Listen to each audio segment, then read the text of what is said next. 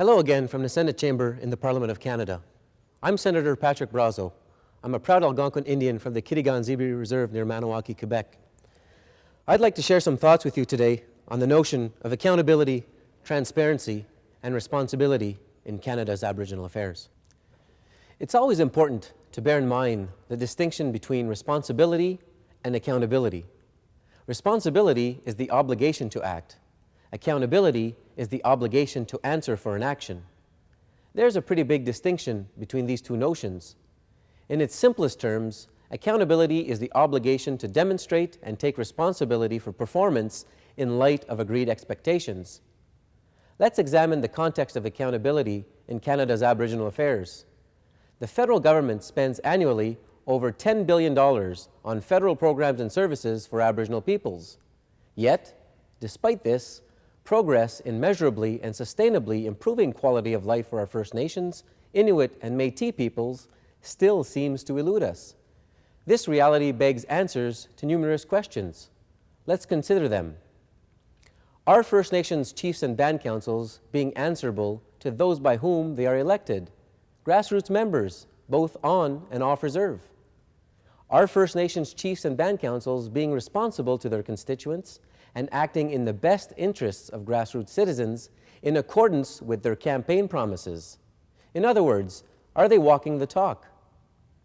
Are First Nation citizens subject to discrimination, the effects of nepotism, or fear of reprisals by their chiefs and band councils for speaking out or even just asking simple questions of their leaders?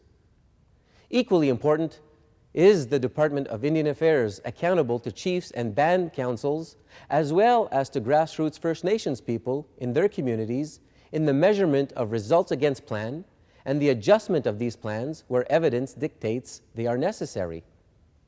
This may seem elementary, if not downright surprising to many Canadians, but it is very important to consider that there is absolutely no legislative basis for this to occur under the Indian Act, the statute that guides and oversees First Nations communities. In the face of this, other questions come to mind. For instance, how many homes are we building or improving? How have health outcomes improved? What has been the net impact of economic development activities? How many employment and training opportunities have labor market development programs yielded? On an overarching basis, are there targets set for progress? Is there ongoing review and analysis of results, and are adjustments to policies and forecasts being made on the basis of any review of such evidence? Do we know what's working, what's not? Are we learning from our successes and replicating them? Are we turning away from continued pursuit of endeavors we know are doomed to failure on the basis of their results to date? Is the Assembly of First Nations, which is the national voice of the 600-plus chiefs as well as the other national Aboriginal organizations, the great majority of which are 100% funded by taxpayers' dollars, acting responsibly in respect of identifying both strategies and tactics to increase return on investment, improve measurable outcomes, and directly engage their citizens and their membership so as to increase demonstrable accountability to them? These are fair and honest questions, and I'm convinced they must be answered before any new funding is considered. How can we know with certainty where and how we will improve things if we have no sense of what we are currently doing with the current investments? It really is about so much more than money. It's about accountability, transparency, and responsibility, and above all, morality, doing the right thing for people in need. I believe Canada's Aboriginal peoples, and indeed all Canadians, deserve answers on these matters.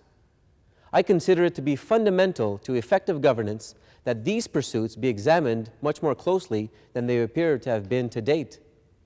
To this end, I recently launched an inquiry in the Senate chamber that will bring about debate on a matter of greater accountability, responsibility, and transparency in this nation's Aboriginal affairs. My aim in so doing was to engage my Senate colleagues in the consideration of ways and means that might enable us to move beyond a hopelessly broken status quo that favors elites and promotes a sense of entitlement that relegates the needs and aspirations of grassroots people to the back of the line. I'm convinced that we need to thoroughly review the entire domain of Aboriginal affairs. We need to look at the machinery of government to re-examine the entire notion of funding representative groups that run parallel bureaucracies and yet provide no programs or services to those in real need. We must step back and determine whether these very significant resources being applied to the supposed betterment of quality of life are reaching the people in tangible, measurable ways. This isn't a question of assigning blame. It's more of an endeavor about completely rethinking a funding and delivery model that disregards the fundamental notions of accountability and responsibility to the people most in need. Before any more resources are invested, at the very heart of any debate around Aboriginal public policy and its funding, there must be some sober second thought about whether such investments are yielding the expected benefit to the people for whom they are intended.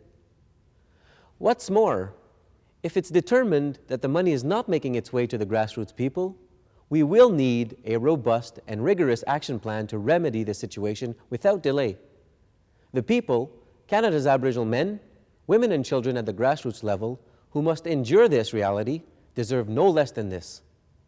I hope you'll agree with me that there's far too much at stake for us not to act in this way at this time for these reasons. I invite you to share your ideas for progressive and constructive change with me. It will take creativity, pragmatism, and real effort to move beyond the impasse of the status quo. But I know we can do it, and I have faith and belief that there are others who share my eagerness to bring about real change. I also hope you'll continue to follow our progress in this study. I want you to know that it's my sincere intention to remain nothing short of relentless in my commitment to serving Canada's grassroots Aboriginal peoples and to helping them to achieve the prosperity which they so rightly deserve. Let's put people ahead of power and privilege for a change. Till next time, from the floor of the Senate of Canada, I'm Senator Patrick Brazeau.